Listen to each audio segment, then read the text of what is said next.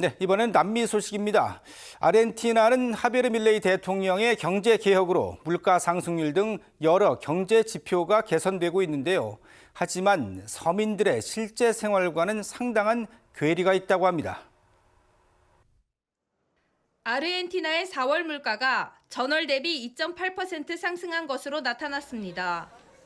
3월의 3.7%는 물론 예상치였던 3.1%보다도 낮은 수치입니다. Para mitad del año que viene en Argentina no va a haber más inflación.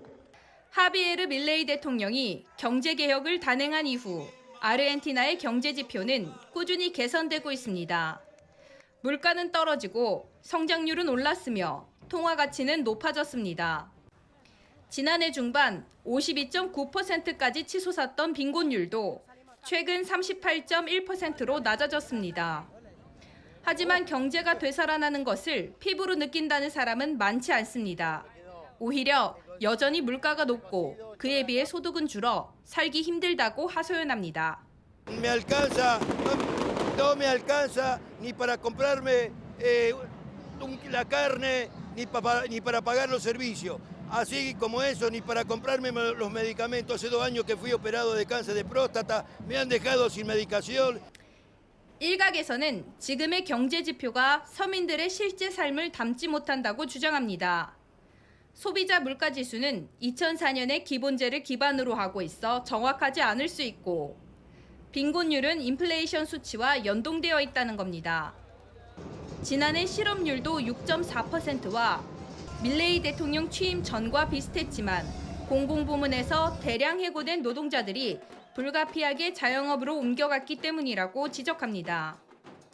고용률 수치는 그대로일지 몰라도 사회보장 혜택 대상은 줄어들었기 때문에 삶의 질은 하락했다는 겁니다. Y si no hay una oferta importante en el mercado de fuerza de trabajo, que es algo que no ha existido a lo largo del último año, lo que termina sucediendo es lo que se verificó ahora con los datos del último informe del Instituto Nacional de Estadísticas y Censos. 하반기에는 외화 보유고의 변동에 따라 환율과 물가도 다시 요동칠 수 있다는 전망도 있습니다. 밀레이 대통령의 과격한 경제 개혁의 성패 여부는 좀 더 지켜봐야 할 것으로 보입니다. 네, 이어서 중동 아시아 소식 전해드립니다. 지난주 중동을 순방했던 트럼프 미국 대통령이 시리아에 대한 경제 제재를 14년 만에 해제했습니다. 숨통이 트인 시리아는 경제 재건에 대한 기대감이 커지고 있습니다. 지난 13일 다마스쿠스 우마야드 광장에 수많은 사람이 모였습니다. 시리아 국기를 흔들고 노래를 부르며 기뻐합니다. 도널드 트럼프 미국 대통령이 시리아에 대한 제재를 공식 해제한 것을 축하하는 인파입니다. هذا فرح ثاني وهذا تحرير ثاني رفعت العقوبات هذا معناته في انتعاش بدنا نطلع من الأزمات المائية والاقتصادية. 시리아는 14년에 걸친 내전 동안 경제 규모의 약 84%, 규모로 따지면 8천억 달러의 국내 총 생산이 손실됐습니다. 빈곤율은 내전 전보다 3배나 악화했고 실업률도 3배로 올랐습니다. 하지만 경제를 재건하려고 해도 서방이 알 아사드 전 정권에 내렸던 경제 제재 때문에 쉽지가 않았습니다. 그런데 이제 그 장애물이 사라지면서 국제 구호단체의 활동과 해외 투자, 무역 등이 자유로워졌습니다. 글로벌 경제 시스템에서의 고립도 벗어날 수 있게 됐습니다. لما بدك تشغل أي منظومة إلكترونية حصرا بدها ارتباط ببرا كمان أنت معزول عنها فأكيد رح يكون شيء إيجابي كبير. 다만 시리아의 경제가 정상화되기까지는 시간이 많이 걸릴 것으로 보입니다.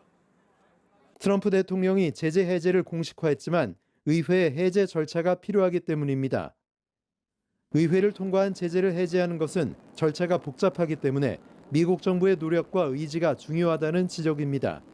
Now, sanctions relief is going to take time, and unwinding this stuff takes a lot of effort from both lawyers as well as governments to try to determine how best to open up Syria to the wider. 시리아 과도 정부의 역할은 그 어느 때보다 막중합니다. 다만 시리아가 분열돼 내전으로 빠지지 않도록 공정하면서도 안정적인 통치를 이끌고 국제사회의 신뢰를 얻을 때 진정한 재건이 가능할 것으로 보입니다. 네, 끝으로 오세아니아 만나보겠습니다. 호주의 태즈메이니아는 집값이 치솟자 무료 설계도를 활용해 직접 집을 짓고 있는 사람이 늘고 있다는데요.